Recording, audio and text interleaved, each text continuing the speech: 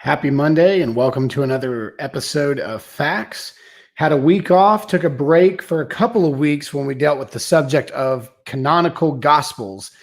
Last week, we took that break, but before that, I jumped off topic for a little bit, talked about the existence of Jesus, because there's a new teaching that he did not exist or potentially did not exist or 2/3 chance he did not exist.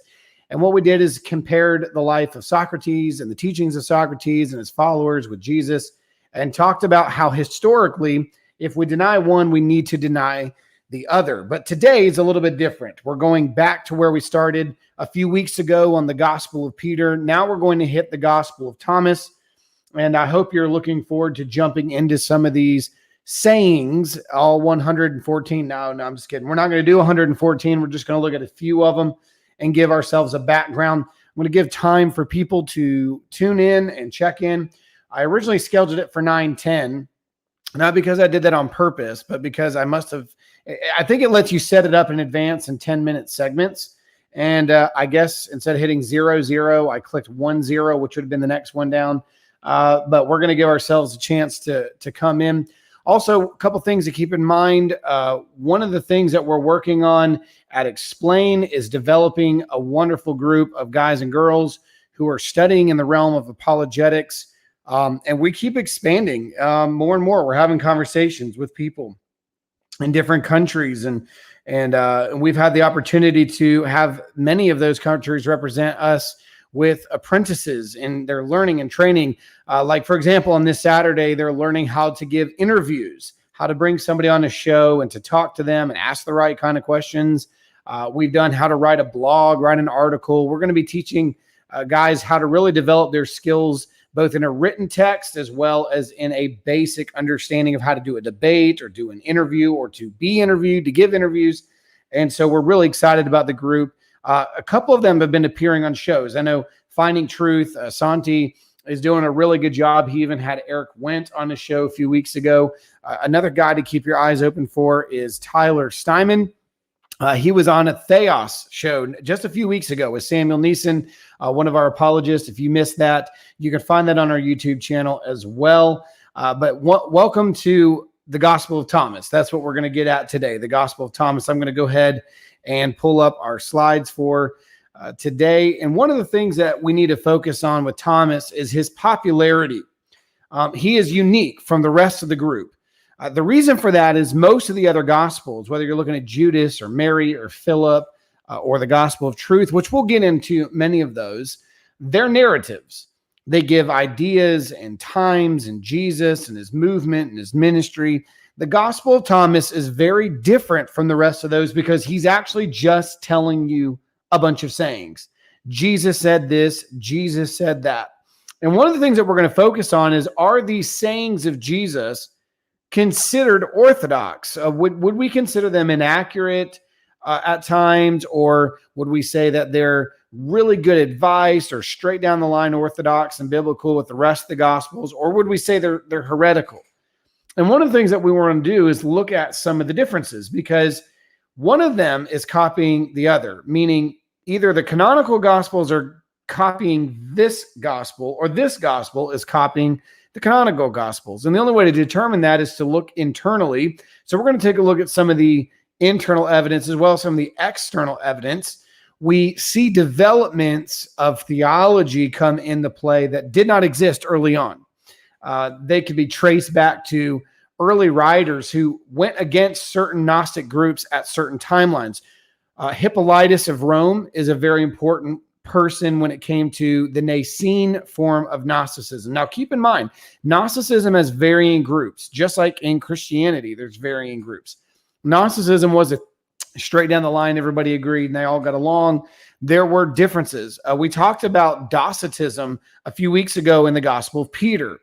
We also talked about other forms of it, like Cerinthianism, which would have been around the time of the Apostle John, who actually knew Cerinthian himself, who ran into him. Actually, there's a story told through the testimony of Polycarp about how he was with John in Ephesus, ran into this leader of the Gnostic movement right there in the city of Ephesus, and there was a few words exchanged. And it's a good chance that one of the reasons John wrote the epistle of First John and the prologue the way he did in the Gospel of John was to combat the very understanding of denying that Jesus ever was God in the flesh, that he ever became a man. So the theology in Gnosticism is a little bit twisted. And as we get closer to some of the works like the writing of Peter to Philip, we're going to see some more of the theology. But at this point, we're not going to get into the theology as much. And at times I'll stop and explain some things and why that's significant. But we'll get more into the theology of Gnosticism as we go later into other programs, particularly the most important, in my opinion, one of the best understandings of the cosmos, as they describe it, the creation narrative, the pre-existence of things, the plan of redemption, Jesus coming onto a man. All of that will be explained more when we hit Philip, who apparently received some letter from Peter later on. But today we're going to hit the Gospel of Thomas. Let's do some background work on the Gospel of Thomas. This was one of the documents that was discovered in a very important discovery in Nag Hammadi, Egypt, around 1945.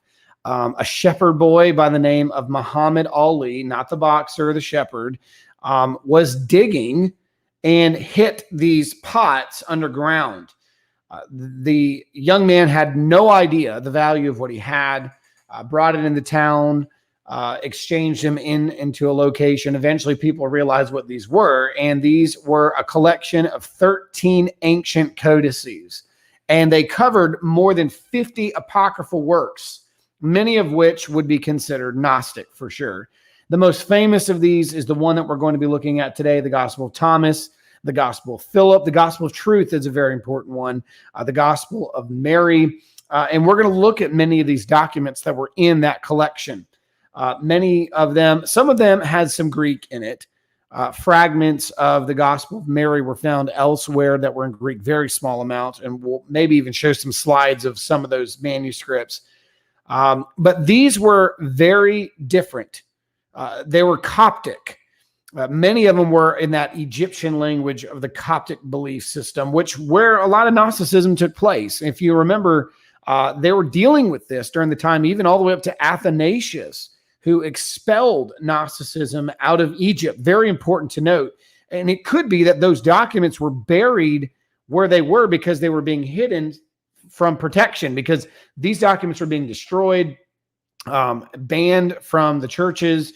So perhaps somebody buried them for the protection of their existence. And that may be the case. But these were famous texts, very important, that went missing for years. You hear about them, maybe even phrases from them or statements about them, but as a whole, they went missing for a very long time, over 1,000 years at least. The Gospel of Thomas is interesting. As I said, it's not narrative, it's sayings. 114 logia, the sayings of Jesus. Jesus said this, Jesus said that. And again, we'll look at some of these in just a minute. The prologue of the gospel does read this way. These are the secret sayings. Now, when you're going through the books of Gnosticism, secrecy and enlightenment is a very important term. It'll be used as well in this text. It'll point you to understanding what they're trying to do and what message they're trying to sell. But he says, these are the secret sayings which the living Jesus and which Didymus Judas Thomas wrote down. So distinguishing himself and making himself clear, he is not just the Judas Thomas, or to be confused with Judas Iscariot. There is a Gospel of Judas, which we'll get into, but Didymus Thomas, which Didymus is twin. It just means twin. That takes us to the Thomas of the New Testament, who is called that in the Gospels. Dating this is extremely difficult. In fact, I had a discussion with Dr. Robert Price a few months back on the Gospel of Thomas and Peter. When we got to the Gospel of Thomas, we pretty much agreed with the dating, but we also agreed it's extremely difficult as to where to date this writing because scholars can't agree. It's got a wide range, all the way from 50 to 250. Talking about a 200-year range. Now, those that place it within 50 are a little bit, in my opinion, far-fetched in their reaching. But if you believe that this document is, as some try to argue, the gospel backing of what's known as Q, the source that would have been behind Mark's gospel, Matthew's gospel, that connection between Matthew and Q and Mark, bringing those things into harmony, borrowing from this mystical Q document. There's a time I've entertained the idea of Q. I don't really buy into it as much anymore. I don't think you need it. I think we showed through the four gospels, particularly Matthew and Mark, why you don't need a Q document. But if there's a Q document out there, I'm fine with it. But some would try to argue that the Q document was just a collection of sayings of Jesus. So some have made the argument that the Gospel of Thomas may be that Q document. And so they would place it around 50 AD, which would be the work behind Mark and Matthew and Luke borrowing from a document like this. And I think it's extremely far-fetched, hard to believe. Vallataces believed that the difficulty in dating the book was due to the fact that it is a collection of sayings. It's difficult because if you have no landmarks, you have no items or cities or people or kings that were ruling, and so was a governor. Like, you don't have those kinds of statements. So it makes it very difficult to pinpoint perhaps the timing. And so there's no narrative framework, and the individual sayings are, in my opinion, evolving over time. Because one minute it seems to be speaking of a theology that existed at one time frame. And then as you develop yourself through the work itself, all of a sudden it changes. It goes into another theology, another way of thinking. And to me, I find that very interesting. Vallataces dates Thomas from 100 to 110 AD, with some of the material coming from first century, which could date from 30 to 60. Again, I don't go that far, but I do think that this is an early second century document, to say the least. J.R. Porter dates the Gospel of Thomas much, much later, around 250. Now, I'm not a big fan of that date.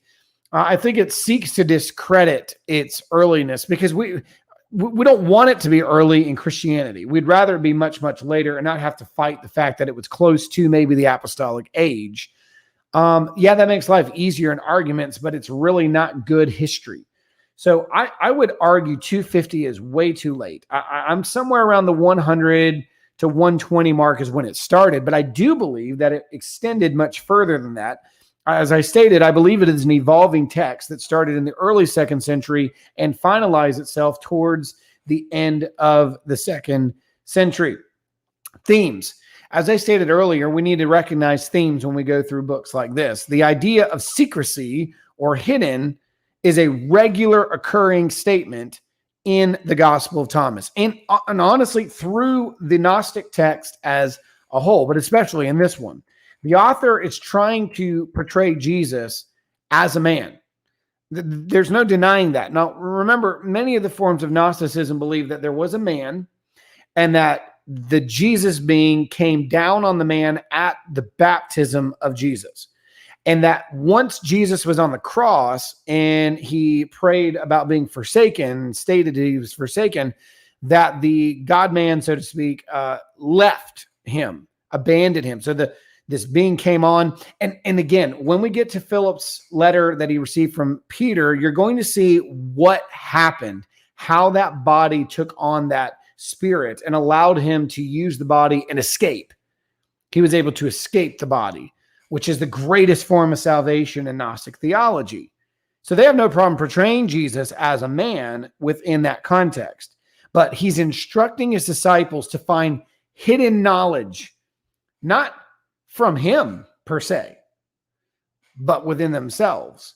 One of the things that needs to be recognized when we're talking about Gnostic theology, they believe that every human being is born with this divine spark within them, and that in that little bit of light within you, the deeper you search within yourself, the greater your enlightenment becomes. The more knowledge you have, the more understanding you have, the more clear-headed you become when you deep dive into yourself. Now, that sounds like modern day problems.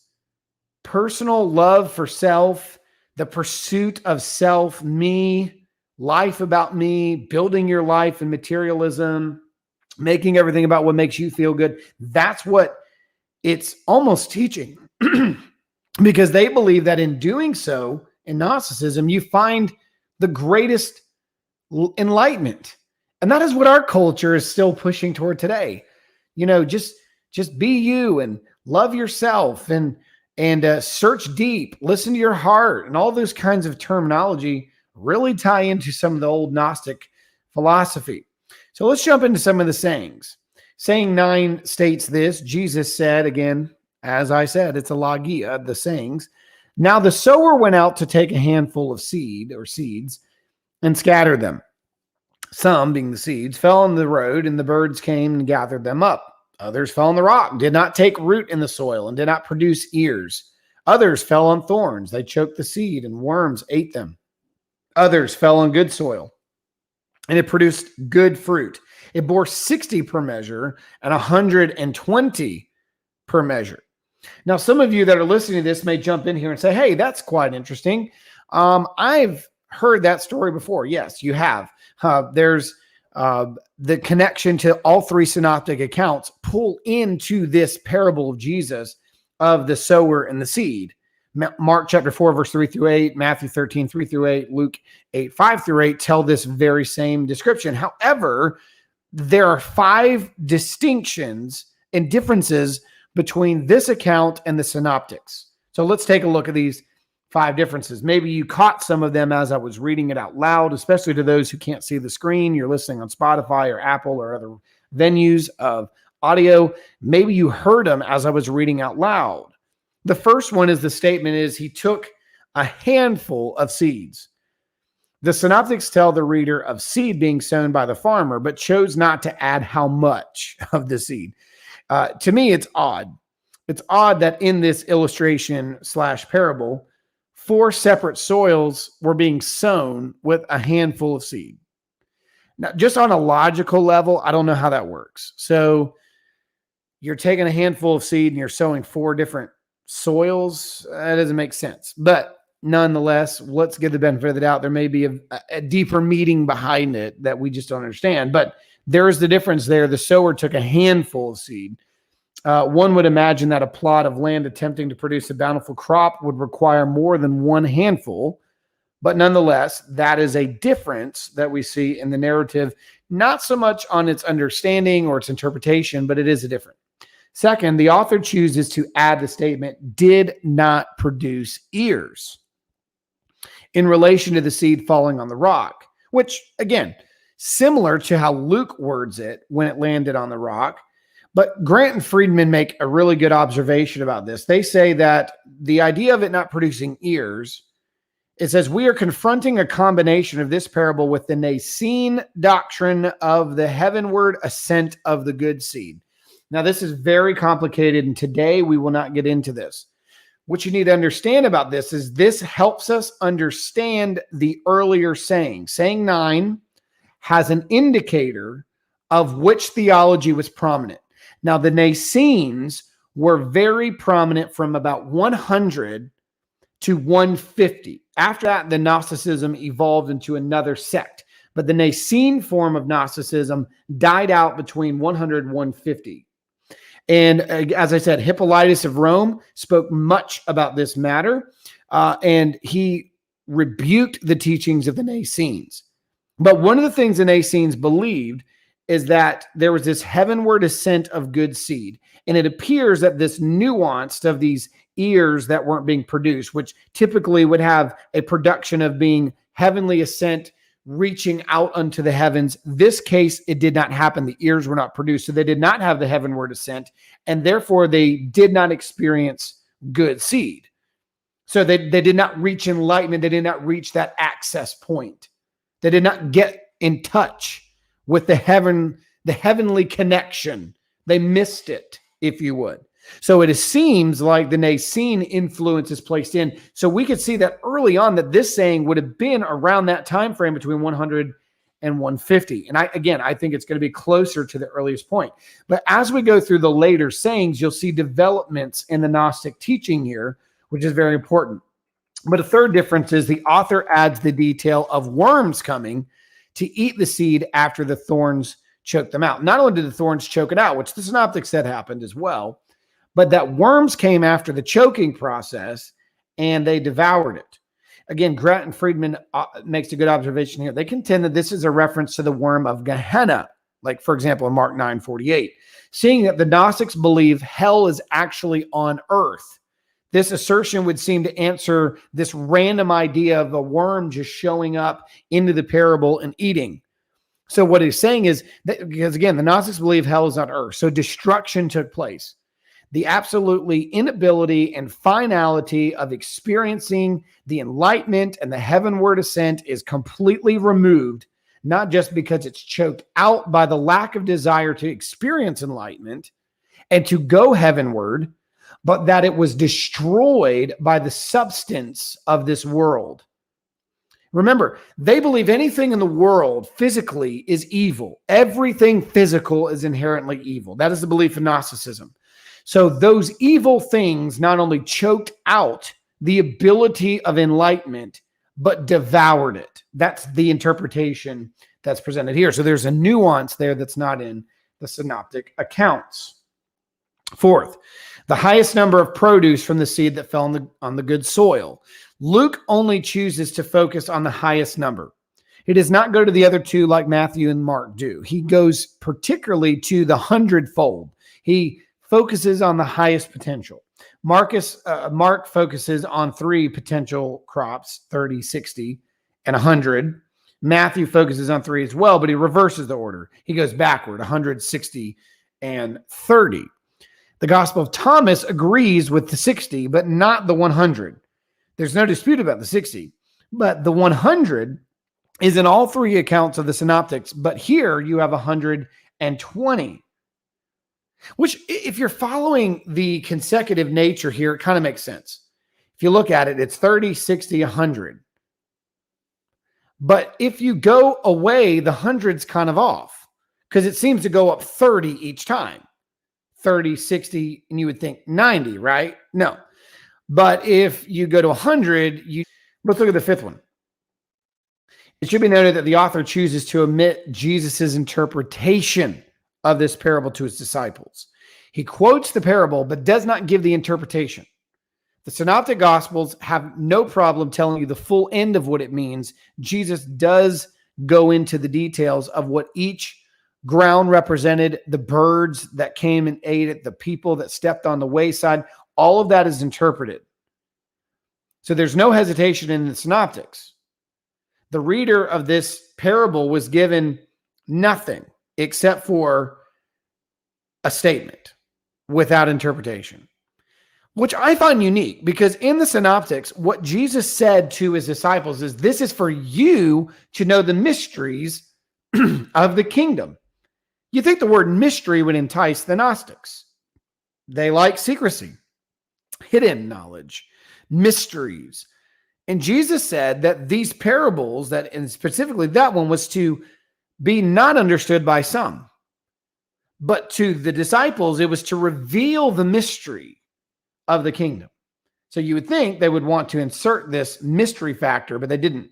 But it's clear that the idea of mystery and hidden are completely different in the minds of the writer of the canonical gospels in comparison to the writer of this gospel, because the writer of the gospels of the synoptic accounts wants you to understand it.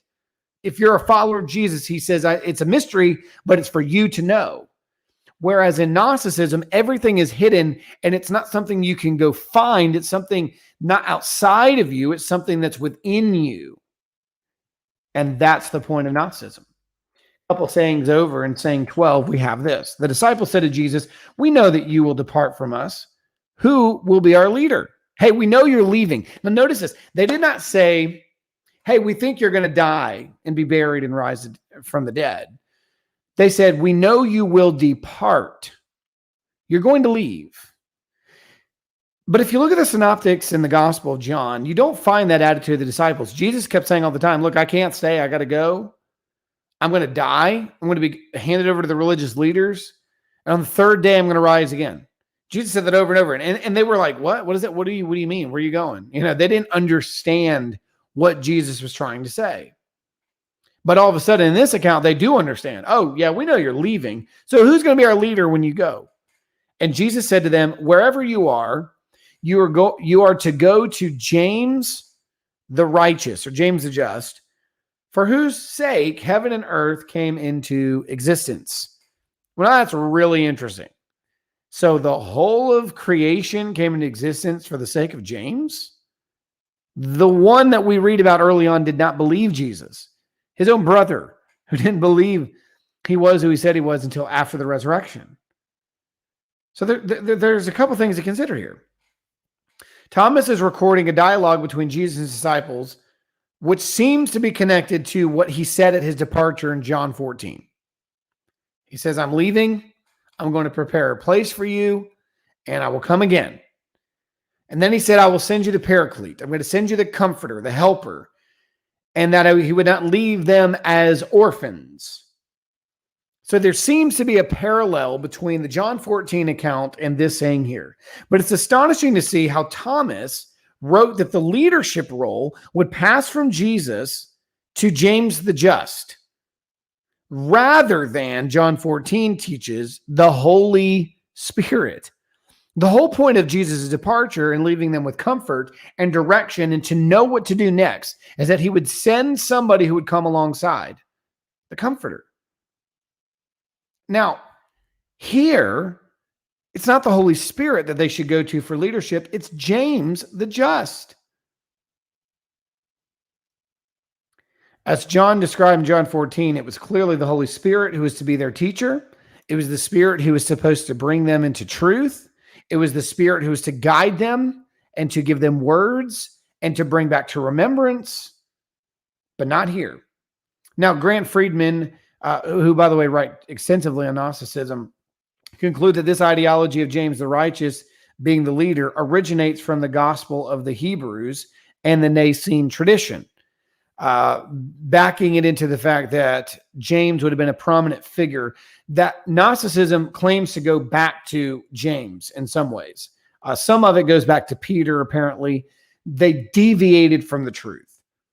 So it makes sense that James is instruction, but the problem is they have a corrupted teaching of James, because James was the brother of Jesus and he was seen by his brother after the resurrection. James saw Jesus resurrected. Paul testified of that in 50 AD when writing 1 Corinthians 15. But these are important sayings. Another saying is saying 13. Jesus said to his disciples, compare me to someone and tell me, who am I like? This is an extremely important. This one is the climactical saying that really demonstrates the intentionality, in my opinion, of the writer. Simon Peter said to him, you're like a righteous angel. Matthew said to him, you're like one of the wise philosophers. Thomas, the hero, said to him, Master, my mouth is wholly incapable of saying whom you are like. Jesus said, I am not your master, because you have drunk. You've become intoxicated from the bubbling springs which I've measured out. Really confusing, and we don't have time to get in and dissect this whole entire thing. Really confusing, but the idea of there is an enlightenment phrase. And he took him and withdrew and told him three things. When Thomas returned to his companions, they said, what did Jesus say to you? Thomas said to them, if I tell you the things that he told me, you'll pick up stones and throw them at me, and fire will come out and stones will burn you up. Well, this is awfully familiar until you get to the explanation, because it's similar to the statement of Jesus say, who do men say that I am? And then, who do you say that I am? But here, you have three people speaking. Three. You don't have three in the gospel, canonical gospels. And here Thomas is the hero. Steals the thunder from Peter, I should say. But Thomas knows something about Jesus that the others do not. Now, this needs to be understood in Gnostic gospels. They seem to always appear at rivalry.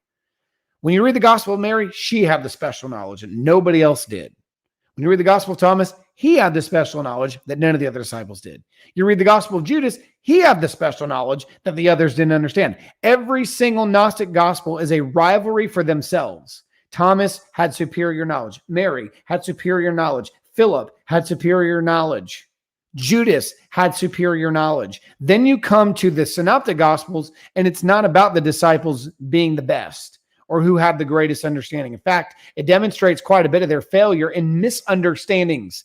That when Jesus said, hey, I'm going to be delivered in the hands of the religious leaders, they're going to crucify me, on the third day I'm going to rise again. They're like, huh? What does that mean? I don't understand. What are you talking about? No, you're not. You're not going to die. I'm going to die with you. I'll die for you, Jesus. That was the disciples getting their foot stuck in their mouth and totally missing Jesus' teachings. Here, the writer is claiming to have received truth and understanding from Jesus that the other disciples didn't, making his account superior to the rest. And quite frankly, it seems to be a potshot at two of the gospel writers, Peter and Matthew. You say Peter didn't write a gospel. Remember from our study of Mark that Peter was clearly the brains and eyewitness testimony behind the Gospel of Mark. If you missed that, we did 2 episodes on it, the first and second episode. Going through that, please go back and watch that again. But here, there's an extremely interesting pushback against Peter. Peter says, well, you're like a righteous angel. Wrong. Missed it. Matthew goes, well, I mean, you're like a wise philosopher. One of the Greek philosophers. The first answer is a very Jewish answer. Matthew's answer is a very Greek answer. Both of them wrong. And Thomas is like, well, I know who you're like, but my mouth can't say it. So Jesus pulls Thomas aside and he says, all right, I'm going to tell you 3 things. Now, we do not know. No one in Gnosticism's writings outside of this even have an answer for this. I think Gnostics are confused. And if there was an explanation at one point, it's been lost to history up to this point. He said 3 things to him. And whatever they were flat out important and enlightenment to the point where he was not to share it with the others.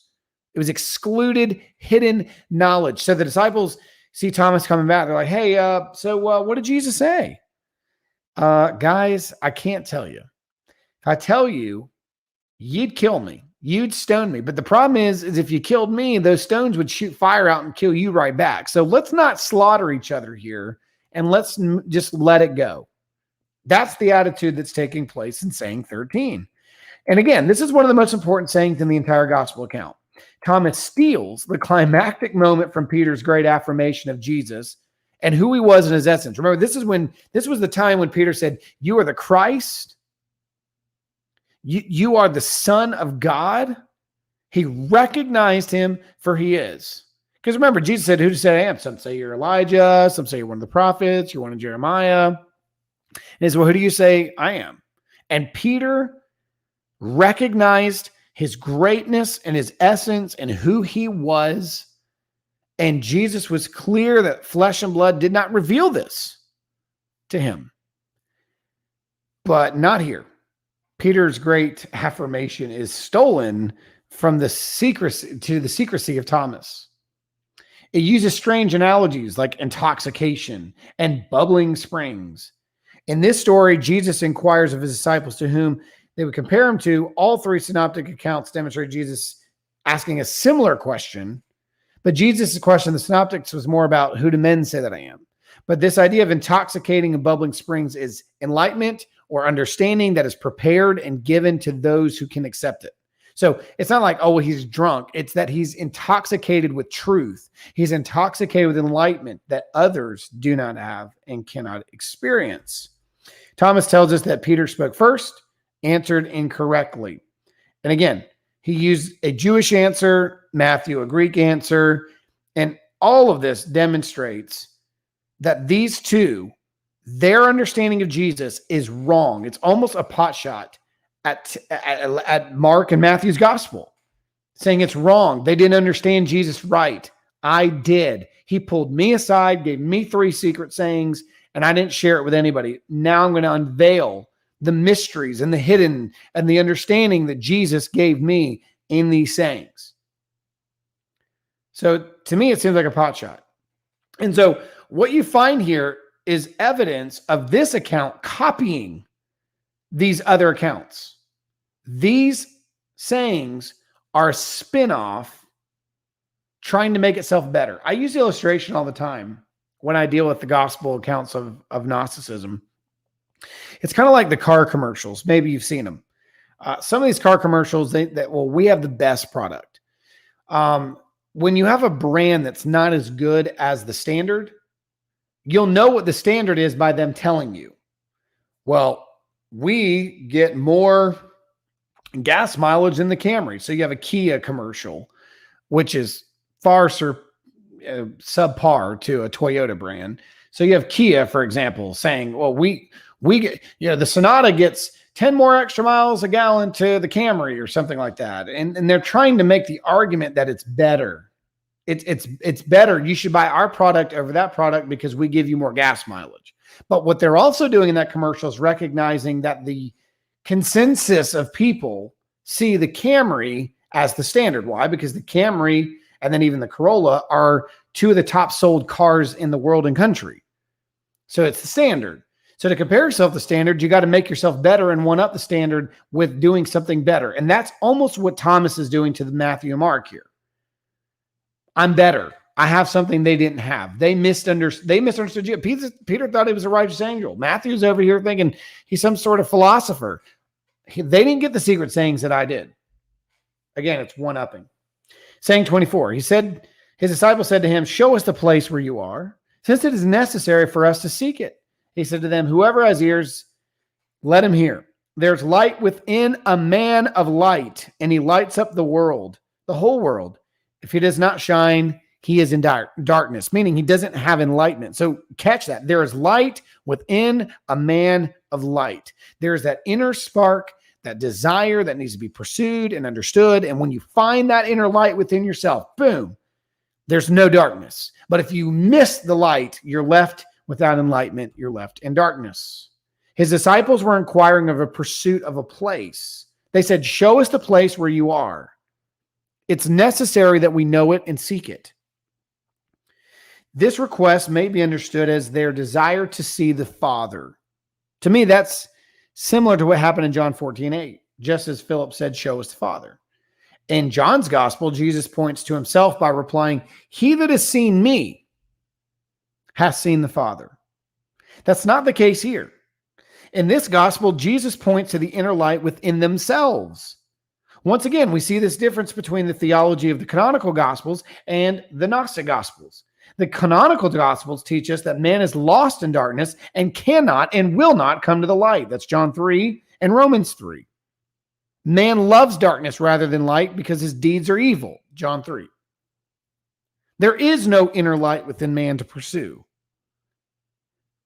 Only the light of the gospel can transform a child out of darkness and into the glorious light of Jesus Christ. That's exactly what Peter said in 1 Peter 2:9. It is not going to be anything but the gospel of Christ bringing enlightenment and understanding through his truth by the Spirit of God. That is the only time a person can understand and become clear about who Jesus is, what truth is, and find salvation. It's not pursue yourself more and seek deeper within yourself. That is not the means to finding enlightenment. There's two totally different theologies being taught here, and this is consistent with Gnostic theology. The last one, saying 114. The very last saying indicates to us that this saying probably was attached later, not during the time of the Nacenes, because this theology changes over to women. Right around the turn of 150, 160, women became almost worshipped when it came to that time frame. When Hadrian died around that time, the Nacenes kind of went away, and a nuanced form of Gnosticism came in that really made women out to be heroes. And that, I mean, again, celebrating women and things like that is not a bad thing, but you could see the change of terminology. And I believe saying 114 is the last saying, but it was also the last one added, because I believe that the Gospel of Thomas was not written in one setting, that it was written over periods of time. And you see the evolution, as I stated, of these sayings going from the times of the early 100s to this saying being, to me, around probably closer to 160 to 175. Really, when the introduction comes, I believe this saying set up the Gospel of Mary, which we'll look at next. Simon Peter said to him, let Mary leave us, for women are not worthy of life. It's like, man, Peter, a little bit of a jerk over here. I mean, women aren't worthy of life. Let her leave. And there's this transition. The view of women is changing. And so Jesus says, I myself shall lead her in order to make her male. It's like, all right, this just got really weird. So that she too may become a living spirit, resembling you males. Now note the words of Jesus, resembling you males. Not big. Now note what he's doing. Jesus said, I will lead her in order to make her this. So he's giving a direction. Why? So that she can become a living spirit. Don't forget, this is an absence of the body. The Gnostics believe that salvation is escaping the body, the spirit leaving. They were definitely dualists. And the goal here is to get out of the body. And the problem is male and female doesn't matter once you die. You become the resemblance of a male. For every woman who will make herself male will enter the kingdom of heaven. It's like, what in the world are we doing here? What is happening? Why was this written? A guy can go to the kingdom of heaven, but a woman can't unless she makes herself a male. Again, there's a whole lot more here. One would presume this is a reference to Mary Magdalene, by the way, and I think it is. And again, I believe this is setting the stage for the Gospel of Mary. I believe that the Gospel of Thomas is, in a way, a Q text. It is similar. I do believe it is an underlying sayings that feeds the other canonical Gospels that will come later. It was probably one of the first writings of the Gnostic texts. But you see a reference to Mary. Since the Gnostics were enamored with her existence, they worshipped her in a way. There appears to be a change of gender requirements in order for someone to enter the kingdom of heaven. The Gnostic faith differs as to the meaning of this saying because they don't even understand the full end of it.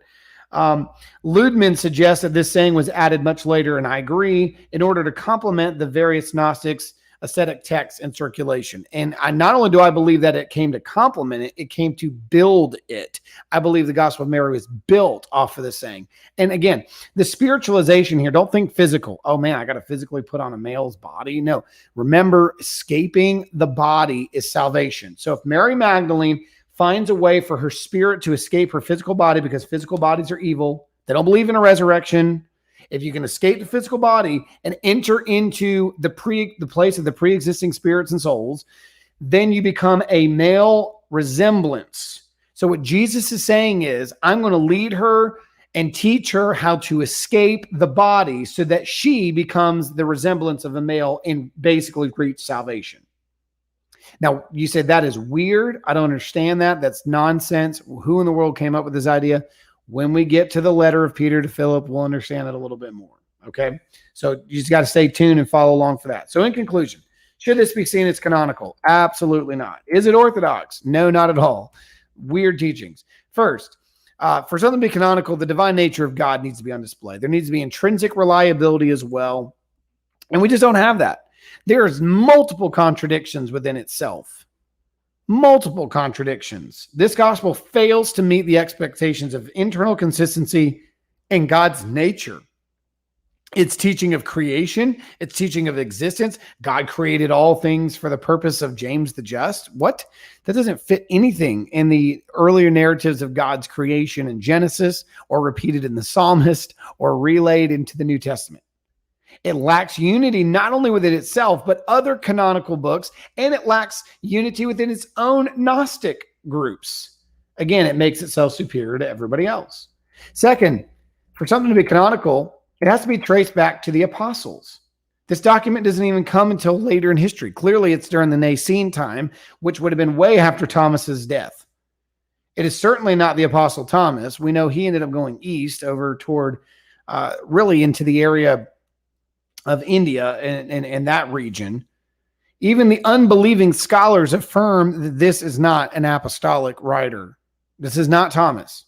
As stated, it should be dated somewhere to the early 2nd century, fitting the Nicene description all the way to the end, where after Hadrian died, there's a great amount of people coming on the scene doing this praise of women, and you see that at the very end. Third, For something to be canonical, it needs to be corporately received by the church as a whole. After all, Jesus said, "My sheep hear my voice."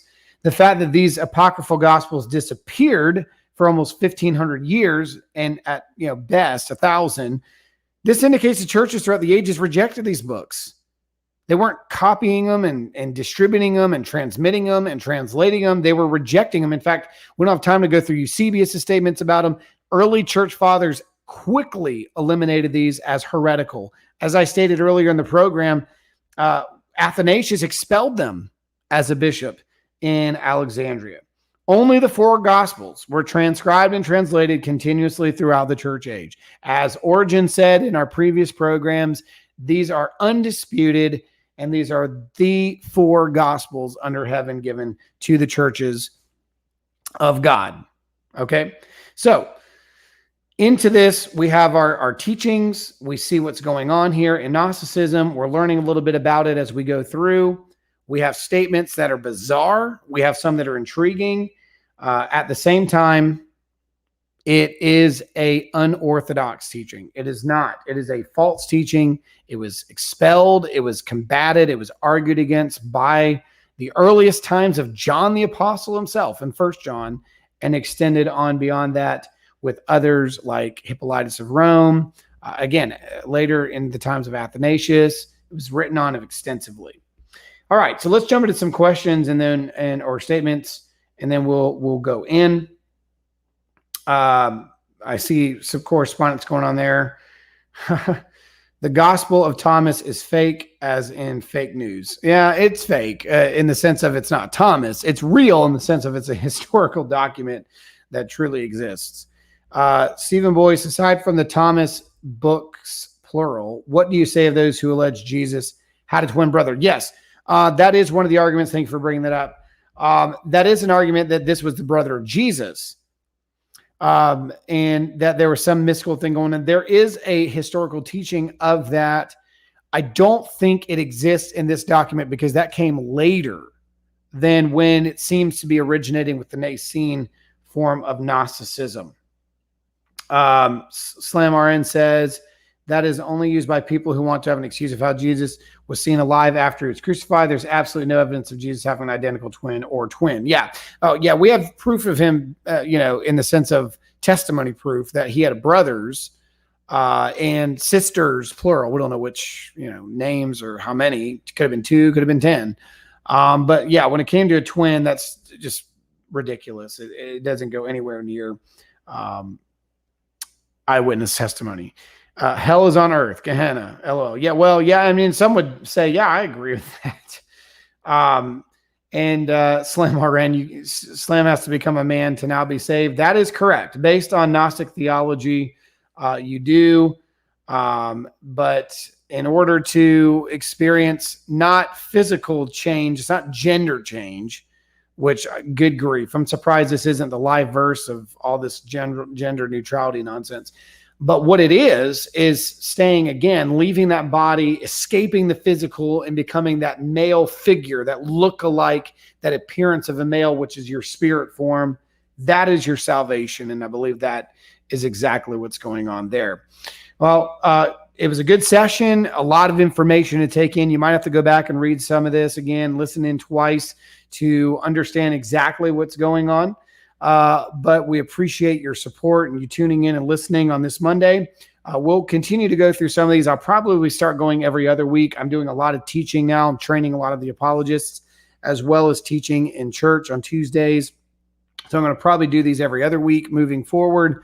But we'll hit the Gospel of Mary next because I believe that's a good place to pick up after saying 114. Make sure you like and share. Make sure you get on Explain International's YouTube channel. Follow us there, like and subscribe. Leave a comment, questions. Even afterwards, you can go on and do that, and I'll try to check in and answer any questions that come in.